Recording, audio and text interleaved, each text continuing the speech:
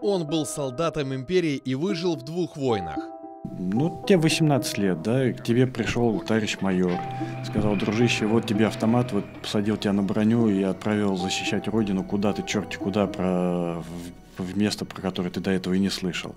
Вот меня туда привезли, я себе вырыл землянку, залез в нее и сидел. В меня кто-то стрелял, и я куда-то стрелял в ответ. Он стал военным журналистом, а потом начал свою войну за правду против страны, которая стала ему чужой. Он уехал из России после угроз и стал ведущим телеканала АТР, который тоже вынудили покинуть родину.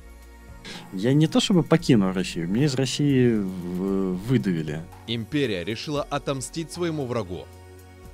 Все подумали, что его убили, но смерть журналиста оказалась инсценировкой.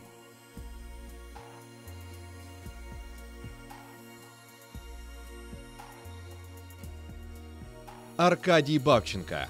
История изгнания, смерти и воскрешения. Меня убили, там начался вой: посмотрите, что происходит в Украине убивают журналистов. А когда я воскрес, там тоже все было ожидаемо, там просто тонны помоев начались. Разговор о войне и жизни, настоящем и будущем. Когда люди не за колбасу, а действительно за свободу, за свое собственное достоинство готовы с деревянными щитами идти под пули, здесь это может вызывать только преклонение, больше никаких других чувств не может быть.